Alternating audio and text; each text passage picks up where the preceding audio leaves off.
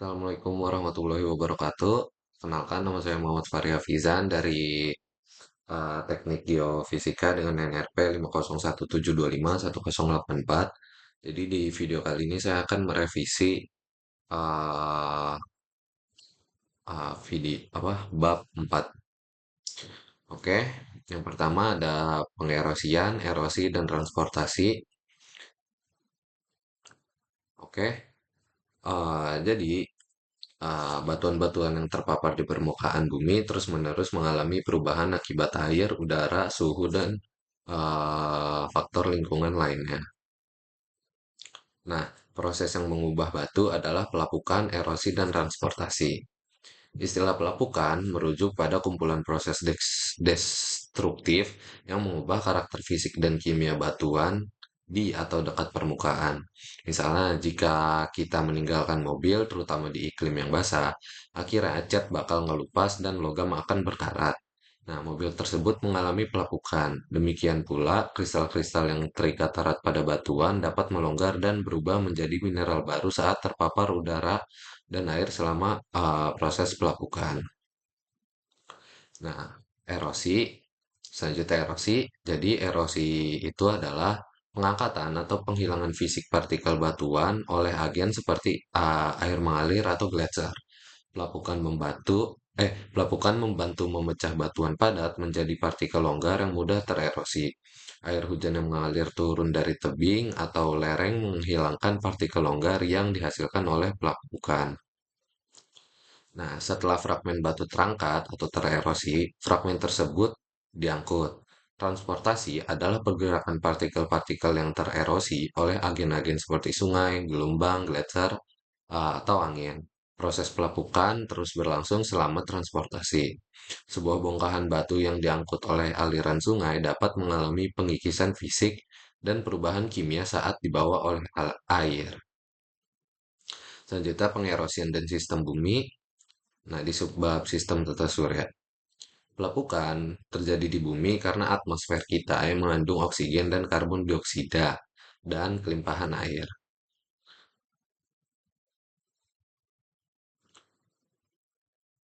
Hmm,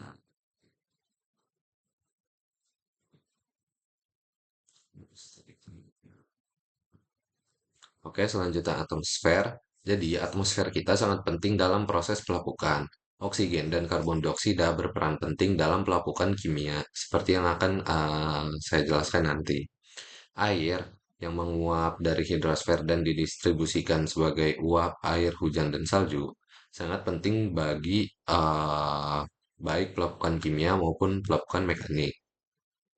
Nah, pelapukan kimia itu sendiri menghilangkan karbon dioksida dari atmosfer, memungkinkan karbon dioksida tersebut diubah menjadi batu kapur dan disimpan di kerak bumi.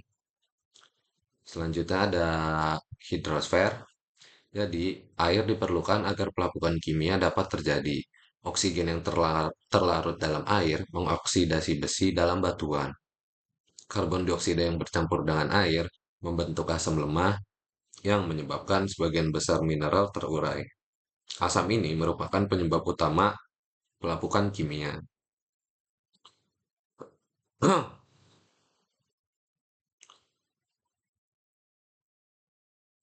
Oh, habis itu air yang mengalir berkontribusi pada pelapukan dan erosi dengan melonggarkan dan menghilangkan partikel serta mengikis batuan selama transportasi di aliran sungai. Selanjutnya ada biosfer. Nah, tumbuhan secara secara fisik memecah batuan saat tumbuh di celah-celah. Hewan juga dapat berkontribusi pada pelapukan dan erosi. Nah, tumbuhan dan hewan berperan besar dalam proses pelapukan saat mereka mati. Saat tumbuhan dan hewan membusuk, mereka berubah menjadi air dan karbon dioksida. Meskipun karbon dioksida yang terlarut dalam hujan membuat air menjadi sedikit asam, karbon dioksida yang bercampur dengan air di tanah yang mengandung tumbuhan yang membusuk menghasilkan asam yang jauh lebih banyak. Makanya eh, tumbuhan ini termasuk di kontribusi pelapukan. Jadi tanah yang diperlukan untuk pertumbuhan-tumbuhan, terbentuk melalui proses pelapukan dan mengandung bahan organik dari tumbuhan yang membusuk. Nah, selanjutnya, jadi bagaimana sih pelapukan itu mengubah batuan? Batu mengalami pelapukan mekanis dan pelapukan kimia. Pelapukan mekanis, yaitu penghancuran fisik, mencakup beberapa proses yang memecah batu menjadi potongan-potongan yang lebih kecil. Perubahan pada batu bersifat fisik, hampir tidak ada perubahan kimia. Misalnya, kayak air yang membeku dan mengembang di celah-celah dapat menyebabkan batu hancur secara fisik. Nah, pelapukan mekanis memecah batuan tetapi tidak mengubah komposisinya. Sebuah massa besar granit dapat dipecah menjadi potongan-potongan kecil oleh aksi es, tetapi kristal asli, kuarsa, feldspar, dan mineral feromagnesia tetap tidak berubah. Nah, di sisi lain, kalau granit mengalami pelapukan kimia, beberapa mineral asli berubah secara kimia menjadi senyawa yang berbeda mineral. Feldspar misalnya bakal berubah jadi mineral liat, yaitu dengan struktur kristal yang mirip dengan mika. Nah, di alam, pelapukan mekanis dan kimia biasanya terjadinya barengan dan efeknya saling terkait.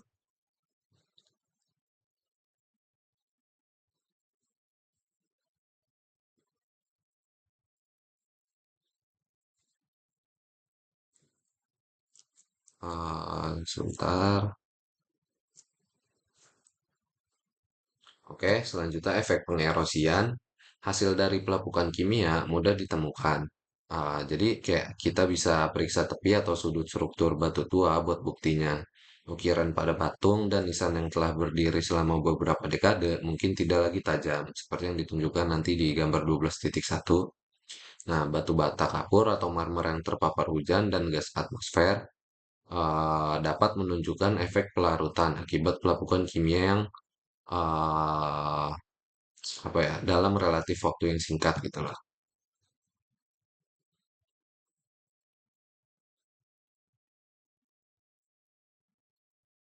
Nah, batu nisan dan bahan bangunan dari granit dan slate jauh lebih tahan terhadap lapukan karena ikatan silikon oksigen yang kuat dalam mineral silikat. Namun, jika sudah berabad-abad, butiran mineral dalam granit mungkin menjadi lebih longgar, retakan membesar, dan permukaan berubah warna serta kusam akibat produk pelapukan. Ini gambar 12.1 yang tadi yang batu nisan sama patung itu, yang ujungnya lama-lama jadi kayak nggak tajam lagi.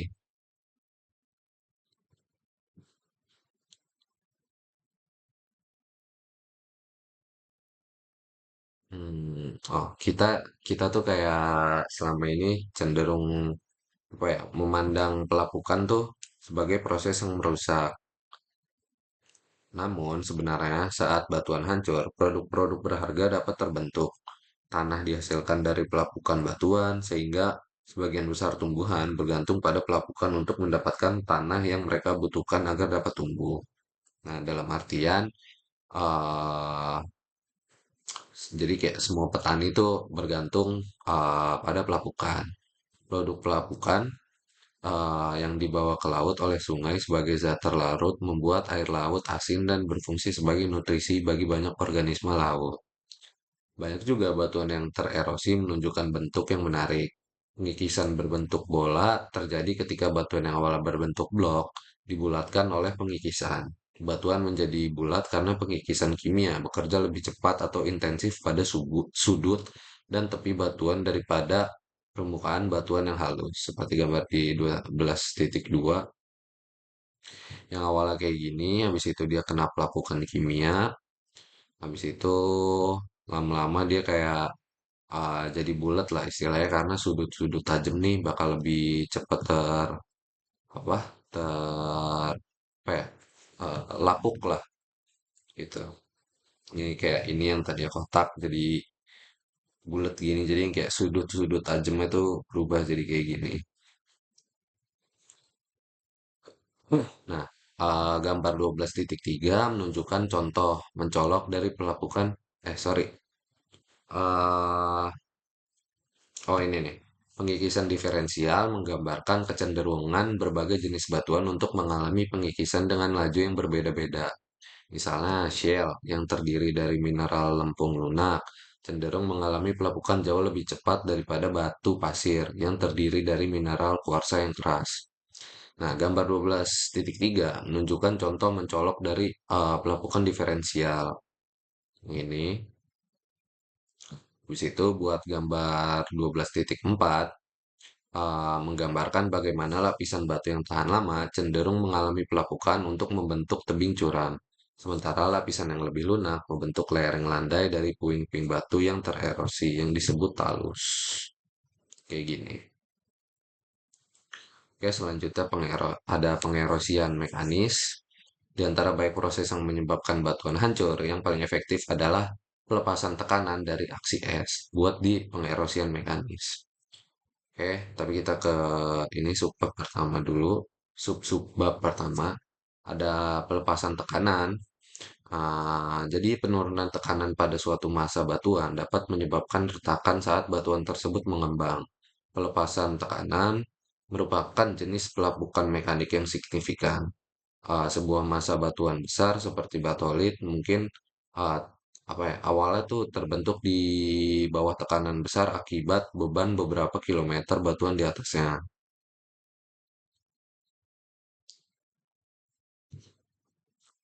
Gambarnya kayak di gambar 12.5.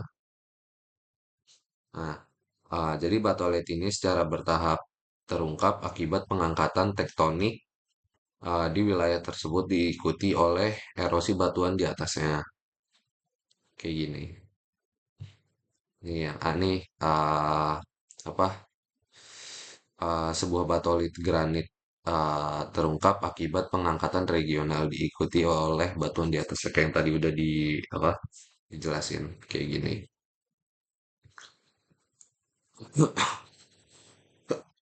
Nah, penghilangan beban besar batuan di atas batolit yang biasanya disebut unloading memungkinkan granit mengembang ke atas.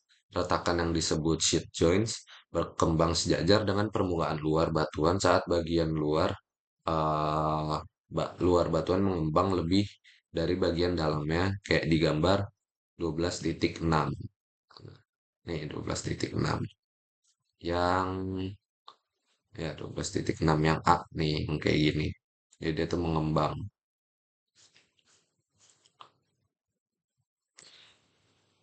Nah, di lereng, gravitasi dapat menyebabkan batuan di antara retakan tersebut terlepas dalam lempengan konsentris dari massa granit di bawahnya. Proses pengelupasan lapisan batuan ini disebut eksfoliasi, mirip dengan mengupas lapisan bawang. Kuba eksfoliasi, kayak gambar 12.6, yang ini, kuba eksfoliasi itu lahan besar dan bulat yang terbentuk di batuan masif seperti granit melalui eksfoliasi. Contoh terkenalnya ada di apa ya? Contoh terkenalnya tuh Stone Mountain di Georgia sama di Half Dome di Yosemite. Nah, selanjutnya ini yang paling kayak yang dijelasin di sini apa ya? Yang paling efektif tuh aksi es. Jadi aksi es itu sendiri kayak contohnya tuh ketika air membeku pada 0 derajat Celcius, molekul air yang berantakan dalam cairan tersusun menjadi struktur kristal teratur, membentuk es. Karena struktur kristal es memakan ruang lebih banyak daripada cairan, air mengembang 9% dalam volume saat membeku. Sifat unik ini menjadikan air sebagai agen pengikis mekanis yang kuat di iklim manapun di mana suhu turun di bawah titik beku. Nah, aksi es mekanis pembekuan air pada batu biasanya terjadi dalam bentuk pembekuan es atau pengangkatan es. Dalam pembekuan es, perluasan air yang membeku memisahkan batu. Sebagian besar batu mengandung sistem retakan yang disebut sambungan yang disebabkan oleh lenturan lambat batu yang rapuh akibat kekuatan inti yang mendalam.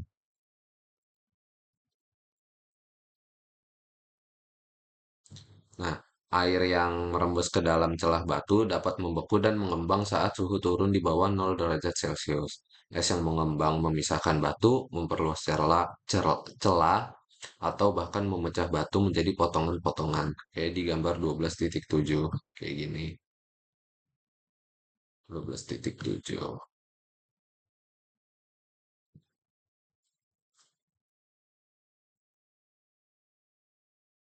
Nah, pemisahan es paling efektif di daerah dengan banyak hari pembekuan dan pencairan. Biasanya itu di puncak gunung dan daerah lintang tengah dengan musim yang jelas. Pencairan sebagian eh, selama siang hari menambahkan air baru ke es di celah. Pembekuan kembali pada malam hari menambahkan es baru ke es lama.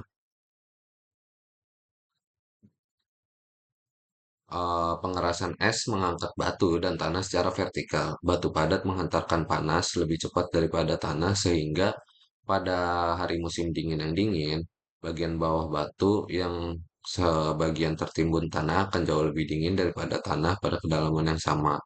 Saat tanah membeku pada musim dingin, es terbentuk lebih dahulu di bawah fragmen batu besar yang dalam tanah. Lapisan es yang mengembang mendorong bongkahan batu keluar dari tanah, suatu proses yang sudah dikenal baik oleh petani New England dan penduduk lain yang tinggal di tanah berbatu. Lanjut ada proses lain. Nah, beberapa proses lain di pengerosian mekanis nih, eh apa ya? Kayak proses ini kurang efektif jika dibandingkan dengan aksi es dan pelepasan tekanan. Misalkan kayak pertumbuhan tanaman, terutama akar yang tumbuh di celah-celah kayak gambar 12,8 yang A nih, kayak gini akar tumbuh di celah-celah. Nah, dapat memecah batu begitu pula hewan yang menggali. Nah, selanjutnya juga ada tekanan kristal garam yang terbentuk saat air menguap di ruang kecil dalam batu juga membantu menghancurkan batu gurun. Kayak gini gambarnya. Perubahan suhu ekstrim seperti dalam kebakaran hutan dapat menyebabkan batu mengembang hingga retak.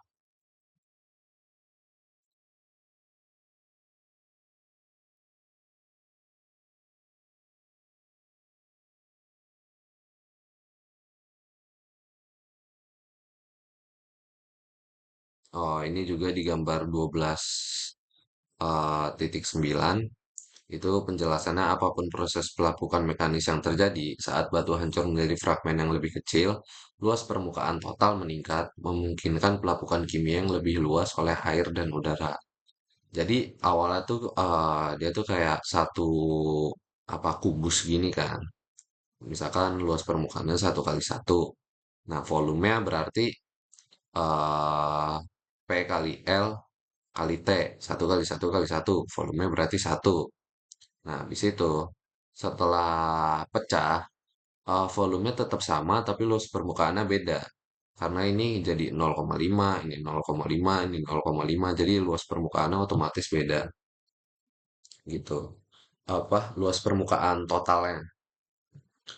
Oke, tadi udah pengerosian mekanis, sekarang pengerosian kimia. Pengerosian kimia itu proses pelapukan kimia atau dekomposisi batuan, mengubah batuan dan mineral yang terpapar air dan udara menjadi produk kimia baru. Sebuah mineral yang mengkristal di bawah tanah dari magma yang kekurangan air mungkin akhirnya terpapar di permukaan, di mana ia dapat bereaksi dengan air yang melimpah di sana untuk membentuk mineral baru yang berbeda. Nah, mineral-mineral baru ini adalah produk lapukan. Mereka telah beradaptasi dengan kondisi fisik dan kimia di permukaan bumi. Oke, selanjutnya ada peran oksigen. Jadi oksigen, yang pertama ada peran oksigen. Oksigen melimpah di atmosfer dan cukup aktif secara kimia, sehingga sering berkaitan dengan mineral atau unsur-unsur dalam mineral yang terpapar di permukaan bumi. Korosi pada paku besi yang terpapar udara merupakan contoh sederhana dari pelapukan kimia. Oksigen dari atmosfer bereaksi dengan besi untuk membentuk oksida besi. Reaksinya kayak dapat ditulis sebagai berikut. Jadi, kayak besi tambah oksigen, jadi oksida besi. Nah, besi oksida yang terbentuk dengan cara ini merupakan produk pelapukan dari berbagai mineral yang mengandung besi. seperti kelompok ferromagnesian, yaitu piroxen, ambifol, biotit, dan olivin. Yang kedua ada peran asam. Nah, agen paling apa ya? Kayak kan kalau yang di mekanis tadi yang aksi S, nah kalau yang di kimia ini yang paling efektif tuh yang peran asam. Jadi, asam merupakan senyawa kimia yang melepaskan ion hidrogen ketika mereka terurai atau hancur dalam air. Asam kuat menghasilkan sejumlah besar ion hidrogen saat terurai, sedangkan asam lemah menghasilkan relatif sedikit ion tersebut. Nah, ion hidrogen yang dilepaskan oleh asam alami mengganggu susunan atom yang teratur dalam kebanyakan mineral. Karena ion hidrogen memiliki muatan listrik positif dan ukuran yang sangat kecil, ia dapat menggantikan ion positif lainnya seperti Ca++, Na++, atau K+ dalam mineral. Substitusi ini mengubah komposisi kimia mineral dan mengganggu struktur atomnya. Mineral tersebut terurai seringkali menjadi mineral yang berbeda ketika terpapar asam.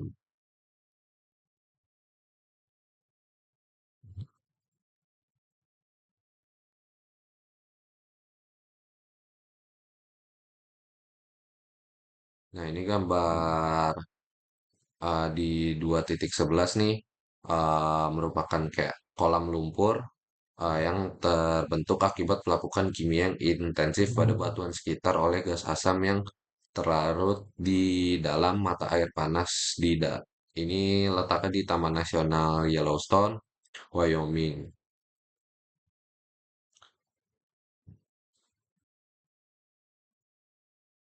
Nah, asam kuat juga mengalir dari beberapa tambang saat mineral yang mengandung belerang seperti pirit teroksidasi dan membentuk asam di permukaan.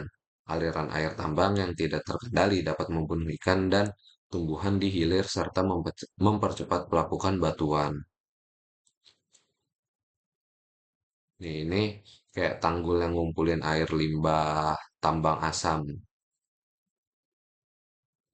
Nah, selanjutnya sumber asam alami paling penting untuk pelapukan batuan adalah karbon dioksida yang terlarut dalam air di permukaan bumi. Nah, atmosfer bumi, terutama nitrogen dan oksigen, mengandung 0,03 karbon dioksida. Sebagian karbon dioksida ini larut dalam hujan saat jatuh, sehingga sebagian besar hujan bersifat sedikit asam saat menyentuh tanah. Nah, air hujan yang meresap melalui tanah biasanya bersifat asam dan dengan mudah menyerang mineral dalam batuan yang belum tererosi di bawah tanah. Nih, contohnya ada di gambar 12.3. Pelapukan kimia feldspar dan kalsit oleh ini asam karbonat dan asam tanah. Air yang meresap melalui tanah melakukan feldspar menjadi tanah liat dan sepenuhnya melarutkan kalsit. Lanjut, yang ketiga, eh, tunggu yang keberapa sih? Yang ke, iya yang ketiga berarti. Yang ketiga ada pelapukan larutan. Beberapa mineral sepenuhnya larut akibat pelapukan kimia. Misalnya kalsit, larut ketika terpapar karbon dioksida dan air. Seperti yang ditunjukkan pada tabel B. Ini tabelnya. Jadi kayak apa larut, kalau kena apa, bla bla bla apa, bla bla gitu. Nah, karbon dioksida dan air bereaksi membentuk asam karbonat yang terurai menjadi ion hidrogen dan ion bikarbonat. Nah, tidak ada produk padat pada bagian akhir persamaan, menunjukkan bahwa pelarutan lengkap kalsit telah terjadi. Nah, gue dapat terbentuk di bawah tanah ketika air yang mengalir melarutkan batuan sedimen kapur yang sebagian besar terdiri dari kalsit. Hujan dapat mengubah warna dan melarutkan patung dan nisa yang terbuat dari batuan metamorf marmer yang juga sebagian besar terdiri dari kalsit. Contohnya yang kayak gambar di 12.1 tadi.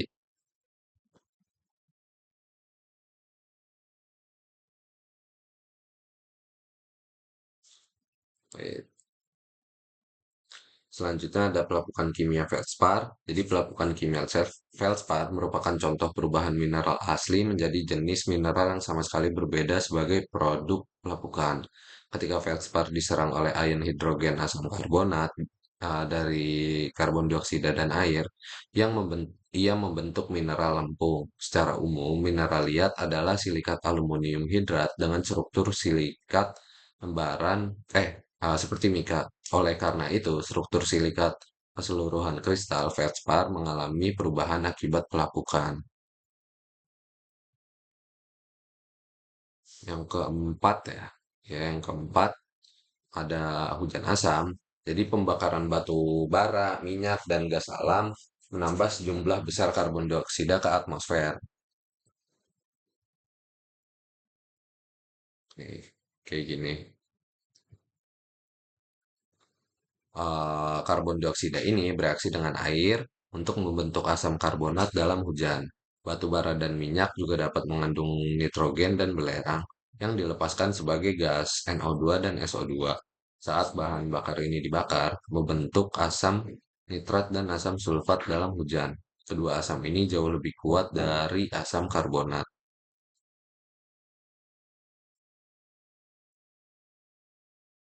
Nah, di kota-kota dan hilir, cerobong asap industri seringkali hingga ratusan mil, peningkatan jumlah gas asam dapat menurunkan pH hujan menjadi 4,3 atau bahkan 2. Itu tuh setara sama kayak pH jus lemon atau cuka. Ini adalah masalah lingkungan yang sering disebut hujan asam. Nah, hujan ini pada gilirannya dapat menurunkan pH sungai, danau, dan tanah. Nilai pH yang rendah ini berdampak buruk pada organisme, misalnya ikan dapat mati di sungai dan danau yang terkontaminasi hujan asam dan hujan menderita ya gitu. Terus itu ada pelapukan kimia mineral lain. Pelapukan kimia mineral lain, pelapukan mineral ferromagnesian atau mineral gelap serupa dengan pelapukan feldspar. Dua produk tambahan ditemukan di sisi kanan persamaan ion magnesium dan oksida besi, yaitu hemalit, limonit, dan geotit. Kecenderungan mineral pembentuk batuan terhadap pelapukan kimia bergantung pada kekuatan ikatan kimia mineral dalam kerangka kristal. Karena kekuatan ikatan silikon oksigen, kuarsa cukup tahan terhadap pelapukan kimia.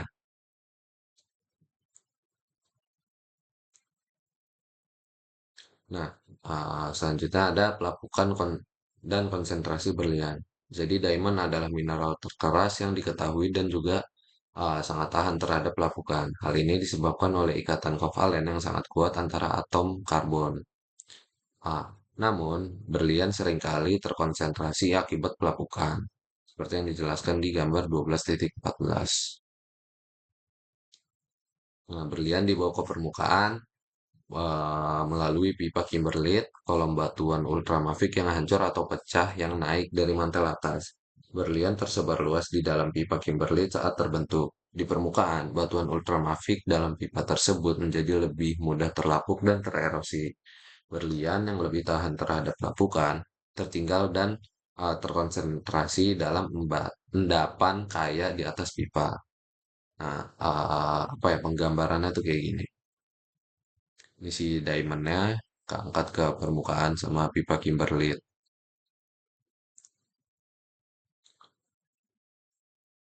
Hmm, Oke, selanjutnya ada faktor-faktor yang mempengaruhi pelapukan. Intensitas pelapukan mekanik dan kimia dipengaruhi oleh beberapa faktor. Pelapukan kimia sebagian besar bergantung pada ketersediaan air cair. Batu kimia, batuan kapur mengalami pelapukan jauh lebih cepat di iklim lembab daripada di iklim kering. Batuan kapur yang sangat rentan terhadap pelarutan mengalami pelapukan dengan cepat dan cenderung lembah di daerah basah. Suhu juga merupakan faktor dalam pelapukan kimia. Pelapukan kimia yang paling intens biasanya terjadi di daerah tropis. Nah, pelapukan mekanis yang paling intensif kemungkinan terjadi di puncak gunung tinggi, di mana kombinasi lereng curam curah hujan, pembekuan, dan pencairan, serta es gletser yang mengalir dengan cepat menghancurkan batu batu padat yang aksi es tadi. Oke, ke subbab selanjutnya yaitu tanah. Jadi tanah adalah istilah umum untuk segala jenis material bumi yang longgar dan tidak terkonsolidasi. Namun, kebanyakan ahli geologi umumnya menggunakan istilah tanah untuk lapisan material yang tererosi dan tidak terkonsolidasi di atas batuan dasar.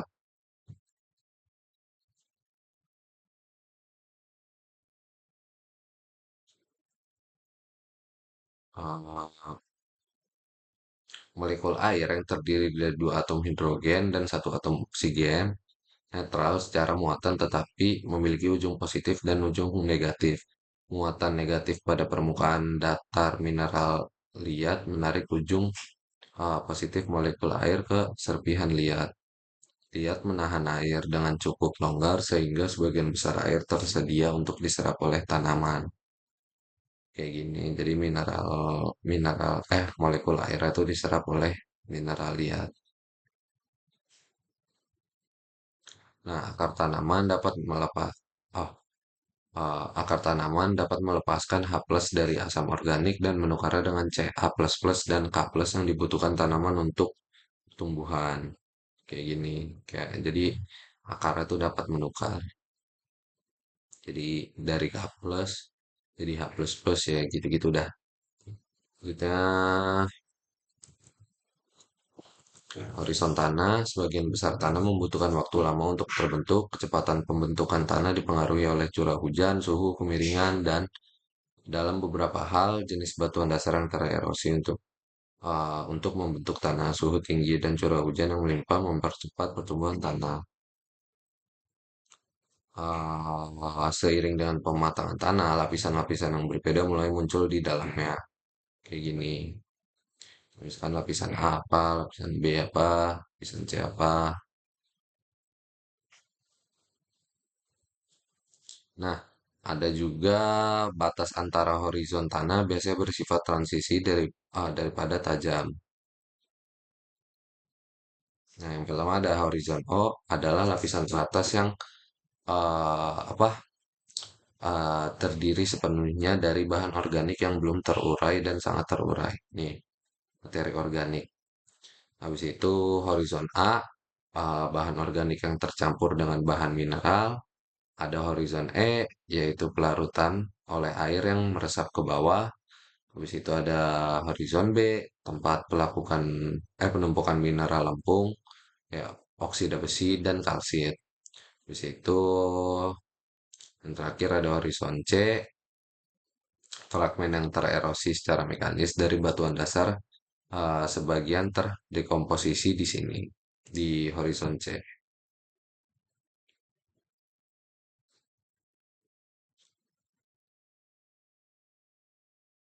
Hmm,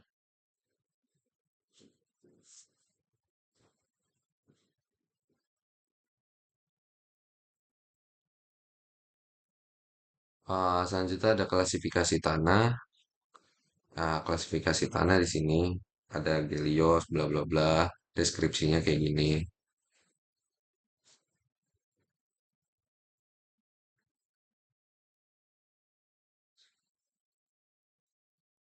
Oh, habis itu ada pendistribusiannya juga di Amerika. Kayak misalkan yang ungu nih Molysols, yang merah nih Histosols, yang ini tuh Insectisols, gitulah. Ini tapi di bagian Amerika. Nah, selanjutnya ada tanah residual dan tanah terangkut. Jadi tanah residu adalah tanah yang terbentuk dari pelapukan batuan di bawahnya. Meskipun ini adalah situasi yang umum, sejumlah wilayah pertanian penting di Amerika Serikat dan tempat lain telah berkembang di atas tanah yang diangkut. Yang tidak terbentuk dari batuan lokal, tetap dari regolit yang dibawa dari wilayah lain. Tanah yang diangkut biasanya terbentuk di atas sedimen yang diendapkan oleh air mengalir angin atau es gletser.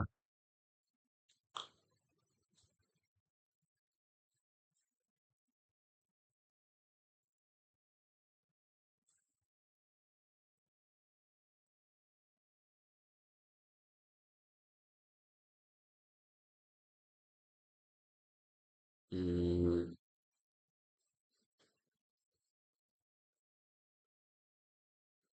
nah,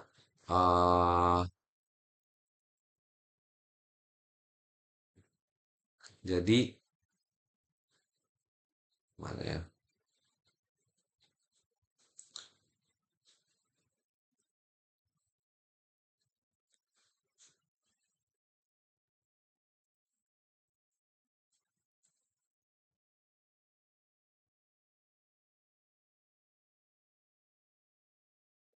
Kayak karakteristik tanah tuh berubah seiring waktu. Tanah yang terbentuk dari granit dimulai sebagai tanah berpasir dan menjadi liat seiring waktu. Habis itu ada juga tanah yang terbentuk dari berbagai jenis jatuhan beku, metamorfik, dan sedimen dapat menjadi cukup serupa. Nah, kehadiran atau ketiadaan butiran apa? Butiran kuarsa kasar dalam batuan induk menjadi satu-satunya karakteristik batuan induk yang memiliki arti jangka panjang. Batuan induk yang memiliki makna jangka panjang. Seiring waktu, tanah cenderung menjadi lebih tebal, kayak di gambar 12 titik 3. Jadi yang digambar ini tanah menebal seiring waktu, aliran basal tertua terpapar proses pembentukan tanah lebih lama dan memiliki lapisan tanah lebih tebal dibandingkan aliran yang lebih muda. Habis itu yang B nih, tanah yang terbentuk di bawah apa aliran basalt yang lebih muda merupakan contoh terpendam. Nah, habis itu yang B nih, lereng curam memiliki tanah yang tipis.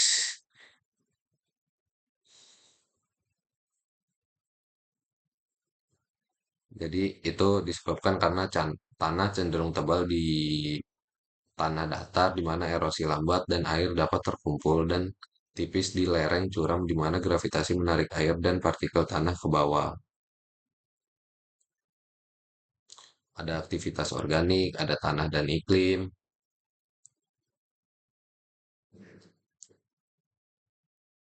Gambar 12.20 nih ngejelasin profil tanah yang ditandai oleh air tanah yang bergerak ke atas dan menguap di bawah tanah dalam iklim yang lebih kering mengendapkan karbonat kalsium dalam tanah, terkadang membentuk lapisan berwarna terang.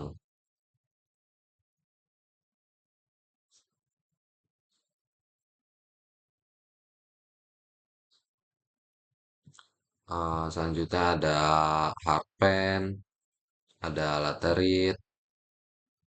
Jadi laterit biasanya berwarna merah dan terdiri hampir seluruhnya dari oksida besi dan aluminium. Umumnya proses pelapukan batuan paling tidak larut di iklim tropis. Gambar kayak gini, laterit tuh. Nah, eh seperti berlian, aluminium telah terkonsentrasi secara residu akibat pengangkatan semua unsur. Bahan tambang aluminium mungkin terdistribusi ulang secara ringan oleh air mengalir. Ya, kayak di gambar 12.2.